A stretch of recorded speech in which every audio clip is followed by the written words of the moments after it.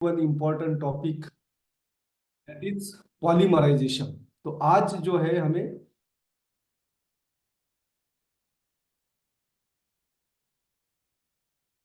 Polymerisation के बारे में पढ़ना है।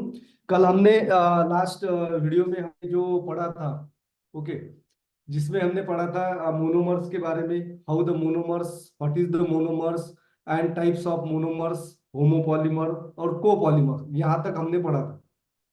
Polymerization are the reaction in which the monomers are jointed together to form a long chain of repeating molecules is called as polymer. तो polymer किसे कहते हैं बच्चों? Polymer is a long chain of monomer. Monomer को अगर हम एक दूसरे के साथ ज्वाइन करेंगे तो उसकी लॉन्ग चेन होती है, इसी को हम पॉलीमर कहते हैं। पॉलीमर के टाइप्स भी अलग अलग होते हैं। Polymers, we have to study about the different types of polymers. और आज का टॉपिक जो है वो थोड़ा आपको अच्छी तरह से पढ़ना है, और जहां जहां पे आपको कुछ प्रॉब्लम्स आते हैं, ओके, तो उसे मेरे साथ डिस्कस करना है फाइनल में। हो सकता है कुछ पॉइंट्स समझ में नहीं आए, क्योंकि कुछ फार्मूले जो है यहाँ पे।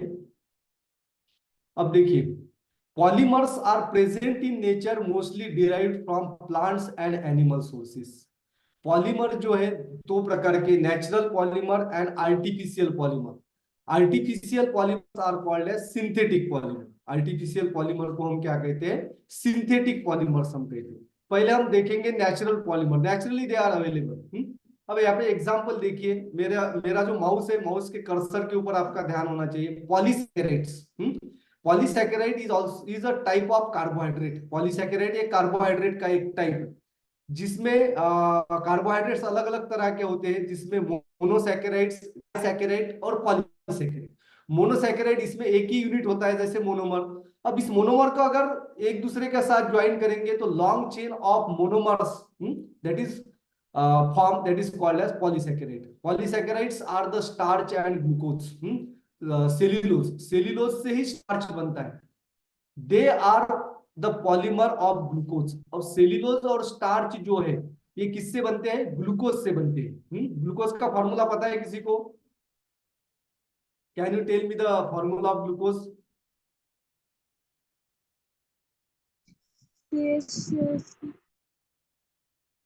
Right, C6H12O6 is the formula of glucose. अब प्रोटीन जो है, protein is also the polymer. We know that proteins are made from amino acid. Synthesis of protein के बारे में हमने पढ़ा है। तो अमीनो एसिड जो है एक दूसरे के साथ लिंक होते हैं, जिसकी वजह से लार्ज दैट मॉलिक्यूल्स, मैक्रो वहां पे तैयार होता है, जिसे हम प्रोटीन कहते हैं। तो हमारे बॉडी के अंदर भी अलग अलग तरह के प्रोटीन्स है। और जो है इसमें देखिए, the most important constituent of food is the protein. The protein is called as body building nutrient. Wool. Nucleotides में क्या क्या होता है? न्यूक्लियोटाइड्स में क्या क्या होते हैं? राइबोस शुगर, शुगर, डीएनए में डीऑक्सीराइबोस शुगर, और आरएनए में राइबोस शुगर। इसके साथ nitrogen bases and phosphate group, nitrogen base, phosphate group and the adenine, guanine, cytosine, thymine. ये जो है बेसेस होते हैं, नाइट्रोजन बेसेस। इससे बनता है हमारा न्यूक्लियोटाइड, और इस न्यूक्लियोटाइड यूनिट को हम रिपीटेडली ज्वाइन करते हैं तो उससे बनता है पॉलीमर। इसका एग्जांपल हम यहाँ पे देखेंगे। अब देखो, डीएनए में क्या होता है?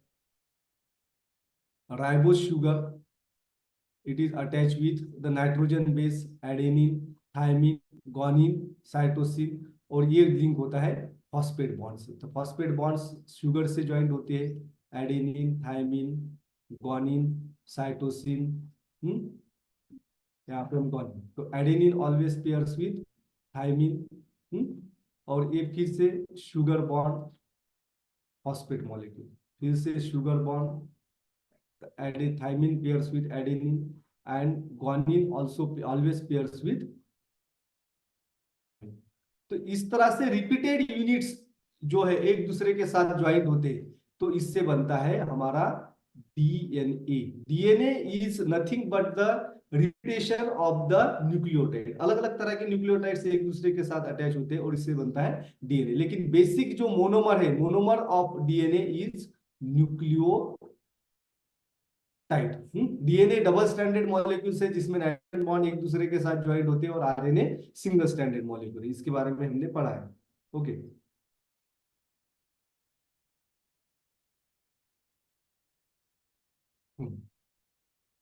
अब देखो यहाँ पे natural rubber, rubber is also the polymer, the rubber is made from the isoprene. Rubber किससे बनता है?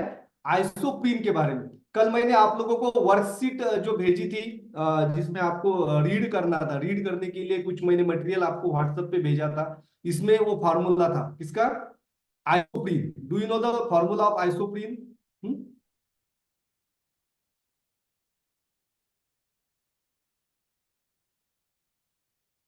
Isoprene is a natural rubber.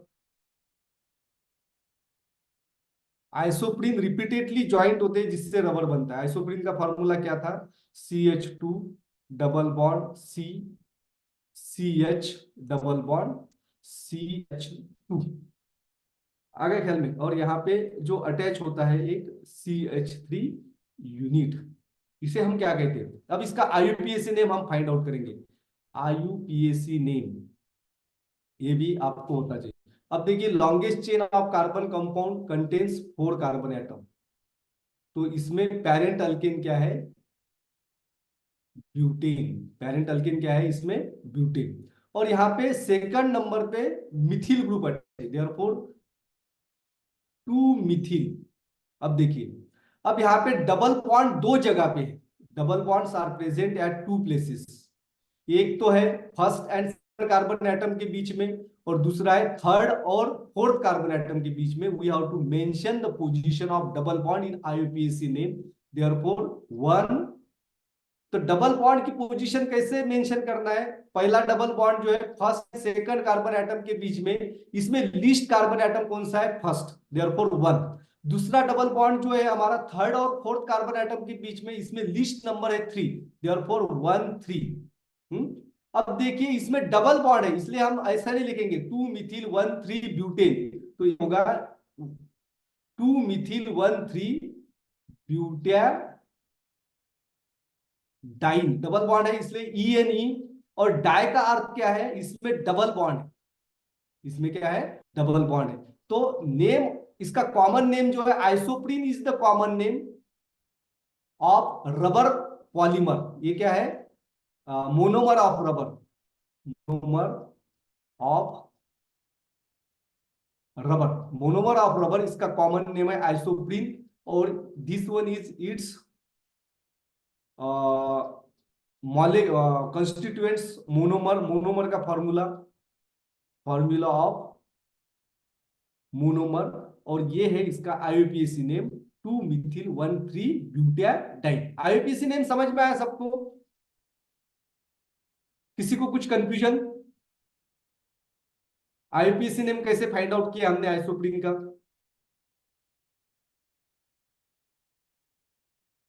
Okay, I will proceed. Now how the polymer of this isoprene is form. अब isoprene ये जो है इसका polymer कैसे बनता है बच्चों? अब देखिए, इस फार्मूला को हम रीअरेंज करेंगे तो इस तरह से भी लिख सकते। सी, ये है CH2 यूनिट, फिर यहाँ पे C, और इस C को अटैच है यहाँ पे हमारा CH3 यूनिट। तो यहाँ पे एक जो बॉन्ड है, ये बॉन्ड ब्रेक होके यहाँ पे एक एम्प्टी वैलेंसी तैयार होती है। अब this carbon forms the double bond with this carbon and this CH okay.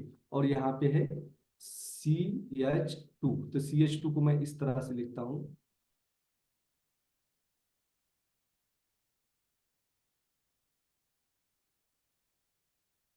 यहाँ पे एक एम्प्टी वैलेंसी हुई, बराबर। अब यहाँ पे दूसरा मोनोमर अटैच हो जाएगा आइसोप्रीन का। दूसरा मोनोमर कैसे अटैच होगा? यहाँ पे CH2 C, CH3 double bond C, CH2H।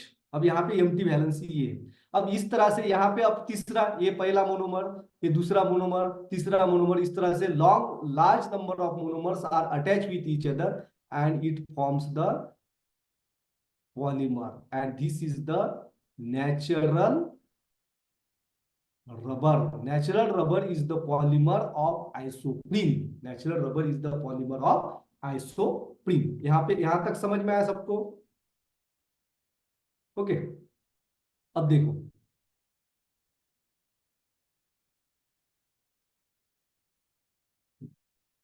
Next.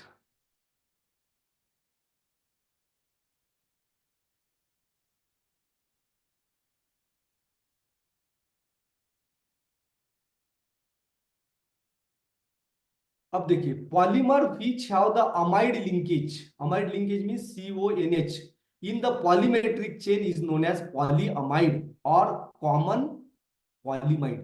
तो जो जिस पॉलीमर के अंदर अमाइन ग्रुप है, NH ग्रुप है, तो इसको हम कहते हैं पॉलीअमाइड। इसका एग्जांपल देखिए, nylon 66 is the polymer of adipic acid and hexamethylene diamine. इसका फॉर्मूला हम आगे देखेंगे। Its fibre are use for making the brushes, carpet, fabrics. हमारे घर के अंदर जो ब्रश होते हैं, टॉयलेट को साफ करते हैं, अलग अलग तरह के ब्रश बनते हैं, कारपेट भी बनते हैं, फाइबर। और नायलॉन 6 जो है, it is obtain from the monomer of caprolactam and it is also use for making the fabrics, tyres, cords, rope. जो दोरखंड ज्यादा आपण मराठीमध्ये म्हणतो, दोर, दोऱ्या, नायलॉन के जो फाइबर्स है ये इससे बनते हैं। ओके,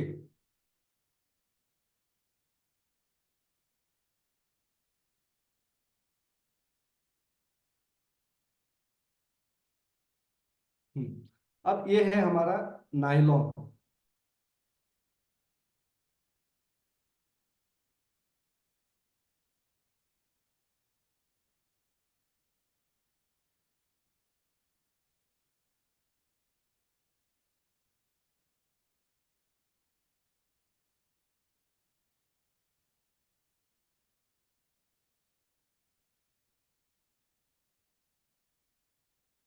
इसके बारे में हमने पढ़ा। अब देखिए नायलॉन 66, हाँ,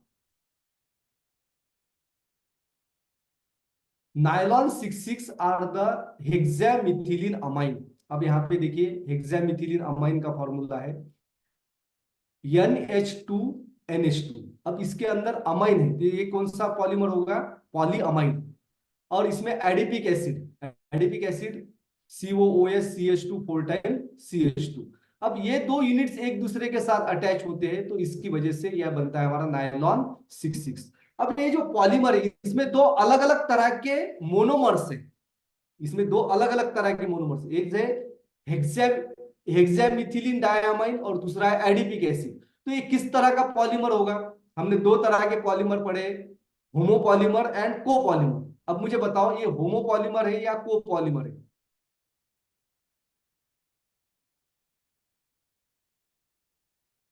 होमोपॉलीमर मींस जिसमें एक ही तरह का मोनोमर होता है। अब इस नायलॉन 66 में दो तरह के मोनोमर्स है। एक पहला मोनोमर है हेक्सामिथिलीन डायमाइन और दूसरा है एडिपिक एसिड। तो दो मोनोमर्स है, इसकी वजह से ये होगा हमारा कोपॉलीमर। क्या होगा हमारा? कोपॉलीमर। होमोपॉलीमर, इसके पहले का हमने एग्जांपल देखा था रबर का, नेचुरल रबर, जिसमें एक ही यूनिट रिपीटेड होता है, तो वो होगा हमारा होमोपॉलीमर। और ये है हमारा कोपॉलीमर। ओके,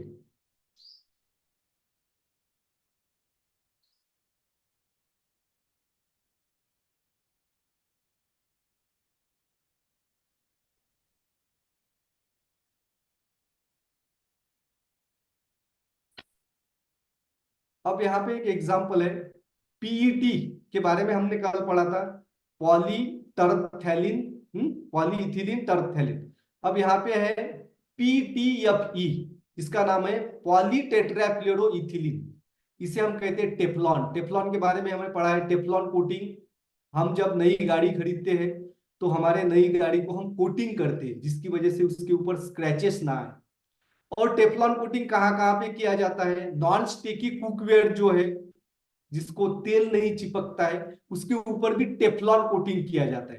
तो इस टेफ्लॉन का जो नाम है, chemical name, poly tetrafluoroethylene. It is prepared by the polymerization of tetrafluoroethylene. तो इसका मोनोमर जो है वो है टेट्राफ्लूरोइथिलीन, और टेट्राफ्लूरोइथिलीन को रिपीटेडली ज्वाइन किया जाता है, जिसकी वजह से यहाँ पे पॉलीमर बनता है, पॉली टेट्राफ्लूरोइथिलीन, जिसे हम कॉमन कहते हैं टेफ्लॉन। इसकी प्रॉपर्टीज देखिए, it is very tough and resistant material, ये बहुत ही टफ होता है, वाटर रेजिस्टेंस होता है, and it can exist at high temperature. Non sticking cooking ware के ऊपर टेफ्लॉन को कोटिंग किया जाता है, जिसके ऊपर हम खाना बनाते हैं, इसको हीट करते हैं, तो एक्सट्रीम हीटिंग, इसका जो है मेल्टिंग पॉइंट बहुत ही हाई होता है, जिसकी वजह से हीटिंग की वजह से ये पिघलता नहीं है। The resistance toward action of chemical and heat, not only it is resistance to the heat water, but it is also resistance to certain chemical. Therefore the non-sticky cookwares are safe. This is also the bad conductor of electricity, इसलिए हम electric सेगड़ी के ऊपर भी इसका use कर सकते हैं, and it is use for making the non stick coating cooking utensil. आपके घर पे भी ये होगा, घर पे देखना है आज जाके, नॉन स्टिकिंग कुकिंग वेयर, इसके ऊपर टेफ्लॉन की कोटिंग है। It is also use for making the gasket seals which can withstand at high pressure. तो हाई प्रेशर के ऊपर जो भी यूटेंसिल्स काम करते हैं, इसमें भी इसका यूज किया जाता है। अब रबर के बारे में फिर से हम पढ़ेंगे। Rubber is a natural polymer. Rubber क्या है? नेचुरल पॉलीमर, और इसका जो है पॉलीमर का फॉर्मूला है 1,4 पॉली आइसोप्रीन। 1,4 पॉली आइसोप्रीन, जिसके बारे में हमने अभी पढ़ा था, ये हमने रब किया 1,4 इसको क्यों कहा गया है? अब देखो नाम क्या कहा गया था इसका, 1,4 पॉली आइसोप्रीन। यहाँ पे देखिए, अब यहाँ पे देखिए फर्स्ट नंबर वाला कार्बन एटम, एम्प्टी वैलेंसीज कहाँ पे है? ये first number of carbon atom, यहाँ पे ये एम्प्टी वैलेंसी है, यहाँ पे एक यूनिट अटैच होता है, यहाँ पे पीछे से भी एक यूनिट अटैच हो सकता है, और ये 4 नंबर वाला कार्बन एटम, इसको मैं रब करता हूँ, आपका कंफ्यूजन चला जाएगा। ये पहला मोनोमर, दूसरा मोनोमर, और ये है 4 नंबर ऑफ कार्बन एटम, इस पे दूसरा यूनिट जो है मोनोमर का अटैच होता है, इसीलिए इसे कहा है, इस पॉलीमर को कहा है 1,4 पॉली आइसोप्रीन। अच्छी तरह समझना है, जहां जहां प्रॉब्लम आते हैं वहां पूछना है। 1,4 आइसोप्रीन, आइसोप्रीन इसका मोनोमर है, ये है आइसोप्रीन। ओके, अब आइसोप्रीन का आईयूपीएसी नेम है ये, और इस आइसोप्रीन यूनिट्स को हम अगर रिपीटेडली अटैच करते हैं तो हमारा रबर तैयार होता है, नेचुरल रबर। इसके बारे में बात कर रहा हूं मैं, नेचुरल रबर। रबर के भी दो प्रकार होते हैं, एक नेचुरल रबर और दूसरा synthetic rubber. Synthetic rubber is the vulcanised rubber which is made from the natural rubber. Natural rubber का वल्कनाइजेशन किया जाता है, इसमें सल्फर को ऐड किया जाता है। जब सल्फर को इसमें ऐड किया जाता है तो सल्फर मॉलिक्यूल्स इसमें अटैच होता है, तो वल्कनाइज रबर तैयार होता है, and vulcanise rubber is very tough than the natural rubber. हमारे जो टायर्स बनते हैं, गाड़ी के जो टायर्स बनते हैं, ये वल्कनाइज रबर से बनते हैं, जिसमें नेचुरल रबर को सल्फर के साथ हीट किया जाता है, और उसमें और भी केमिकल प्रोसेसेस है, जिसकी वजह से हमारा वल्कनाइज रबर बनता है, and this vulcanise rubber is used for making the tyres which are very rough and which can withstand the friction. कितना भी फ्रिक्शन हो, वो टायर्स हमारे खराब नहीं होते, सालों साल चलते हैं। तो ये फर्क है हमारा नेचुरल रबर और सिंथेटिक रबर के बीच में। ये हमारा नेचुरल रबर है, नेचुरल रबर, ये एक हो गया, और दूसरा है सिंथेटिक रबर, इसको हम कहते हैं वल्कनाइज रबर। क्योंकि जिस प्रोसेस से ये सिंथेटिक रबर बनता है, तो उस प्रोसेस को कहते हैं vulcanization. Vulcanization means reaction with sulphur, तो इसीलिए हम उसे वल्कनाइज रबर भी कहते हैं। आया समझ में?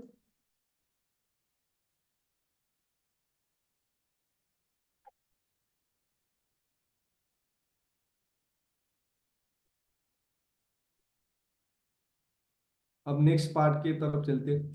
अब sulphur cross link are form between the chain with the natural rubber is subject to vulcanization. अब ये जो नेचुरल रबर है इसके अंदर सल्फर की रिएक्शन की जाती है और जिसकी वजह से बनता है हमारा vulcanized rubber by the process of वोल्केनाइजेशन।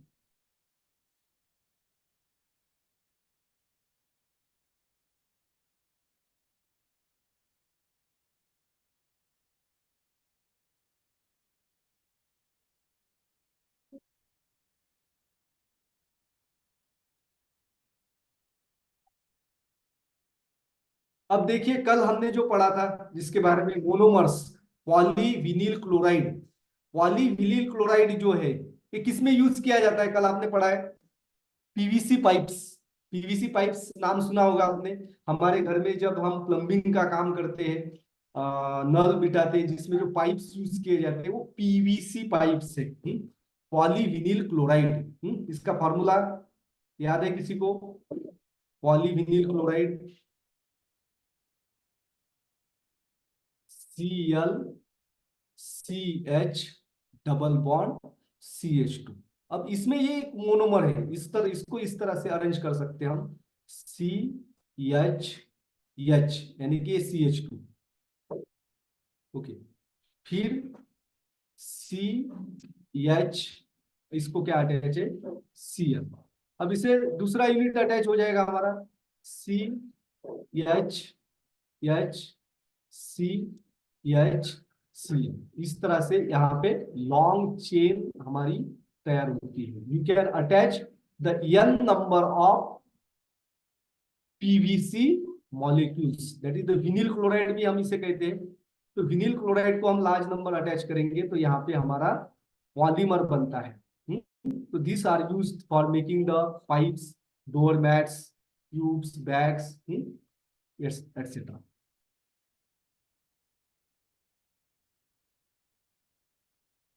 Okay, अब देखिए एक दो प्रकार के पॉलीमर्स होते हैं।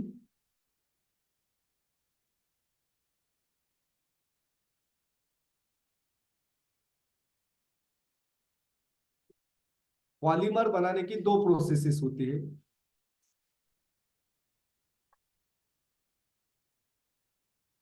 एक तो पॉलीमर होता है हमारा by the process of addition, addition polymerization, और दूसरा होता है कंडेंसेशन पॉलीमराइजेशन। अब एडिशन पॉलीमराइजेशन और कंडेंसेशन पॉलीमराइजेशन में क्या फर्क है, ये समझना है आपको।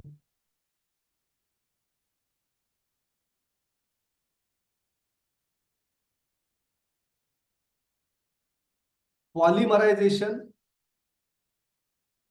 is the process of formation of polymers from the monomers। अब इसमें एडिशन पॉलीमराइजेशन और दूसरा है कंडेंसेशन पॉलीमराइजेशन। अब इन दोनों में क्या फर्क है, अच्छी तरह सुन। वेन अ सिंगल मोनोमर्स और monomers are repeatedly attached with each other, and generally addition polymers are formed from the unsaturated hydrocarbons। Okay, addition polymerization reaction किसके बीच में होती है? अनसैचुरेटेड हाइड्रोकार्बन्स, जिसमें कार्बन कार्बन के बीच में डबल बॉन्ड या ट्रिपल बॉन्ड है। सैचुरेटेड हाइड्रोकार्बन्स में एडिशन पॉलीमराइजेशन नहीं होता है। जैसे कि हमने यहाँ पे ऊपर एग्जांपल देखा है, ये फॉर्मेशन ऑफ पॉलीमर्स पीवीसी, ये पीवीसी पॉलीमर हमने यहाँ पे देखा है। इसमें एक ही यूनिट जो है जिसमें डबल बॉन्ड है, डबल बॉन्ड ब्रेक होता है। ब्रेक होने के बाद यहाँ पे एम्प्टी वैलेंसी तैयार होती है और जिसकी वजह से रिपीटेड यूनिट्स अटैच होते हैं। तो ये है एडिशन पॉलीमराइजेशन रिएक्शन। ये कौन सी है? Addition polymerization reaction. ये समझ में आया? अब जो दूसरी जो है condensation polymerization reaction, this comes from the monomers of saturated hydrocarbon, जिसमें सैचुरेटेड हाइड्रोकार्बन्स को एक दूसरे के साथ ज्वाइन किया जाता है by removal of water from it.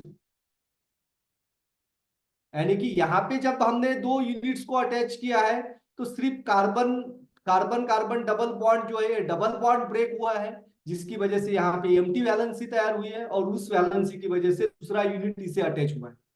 लेकिन जो कंडेंसेशन पॉलीमराइजेशन है जिसमें दो मोनोमर्स यूनिट्स को ज्वाइन करते समय उसमें से वाटर मॉलिक्यूल को हम रिलीज करते, वाटर मॉलिक्यूल उसमें डिराइव करते या कोई भी मॉलिक्यूल उसमें से डिराइव करते, उसे कहते हैं कंडेंसेशन पॉलीमराइजेशन।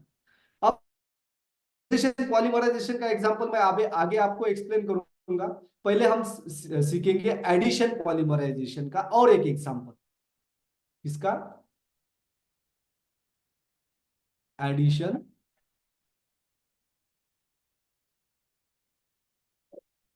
पॉलीमराइजेशन अनसैचुरेटेड इथिन का आपने कल हमने फॉर्मूला पढ़ा था, इथिन इथिलीन या इथिन कहेंगे C2H4। इसको हम इस तरह से लिख सकते हैं CH2 डबल बॉन्ड CH2। अब इसका पॉलीमराइजेशन जब होगा तो बॉन्ड्स ब्रेक होता है जिसमें CH2 सिंगल बॉन्ड CH2। अब इसमें डबल बॉन्ड जो है ये ब्रेक हुआ है जिसकी वजह से यहाँ पे एम्प्टी वैलेंसीज तैयार हुई। इसकी वजह से इसका दूसरा यूनिट भी हम इसे अटैच कर सकते हैं CH2 CH2। और तीसरा यूनिट इस तरह से we can attach the large number of monomer units और यहाँ पे एम्प्टी वैलेंसीज है, therefore you can attach the n number of molecules with each other and therefore the polymer is formed. Name is polyethylene, जिसे हम polythene भी कहते हैं। तो इस तरह से इथिन इसका मोनोमर है। तो इस मोनोमर को एक दूसरे के साथ अटैच किया है जिसमें डबल बॉन्ड ब्रेक होता है और दूसरा यूनिट अटैच होता है and this polymers are form by the addition reaction, therefore this reaction is called as addition polymerization। तो पॉलीमर्स तैयार करने के दो रिएक्शन है, एडिशन पॉलीमराइजेशन और कंडेंसेशन पॉलीमराइजेशन। कंडेंसेशन पॉलीमराइजेशन में वाटर मॉलिक्यूल्स हम रिमूव करते हैं, स्पेशली समटाइम्स अमाइन ग्रुप भी रिमूव करते हैं, अमोनिया रिमूव करते हैं। तो इस तरह से जो पॉलीमर बनता है उसे कहते हैं एडिशन पॉलीमर, जिसके बारे में हम आगे पढ़ेंगे। ओके,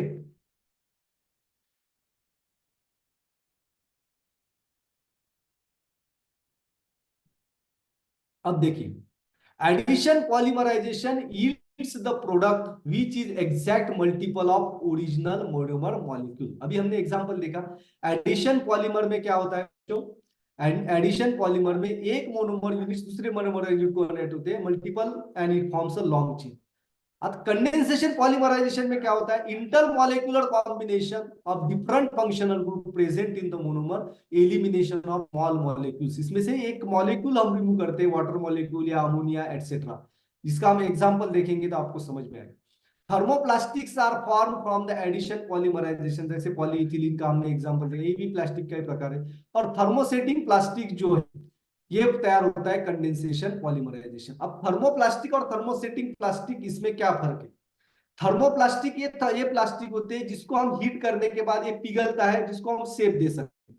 और थर्मोसेटिंग प्लास्टिक ऐसा है जिसको अगर हमने एक बार शेप दिया दे दिया तो फिर इसको हम हीट करने के बाद उसको फिर से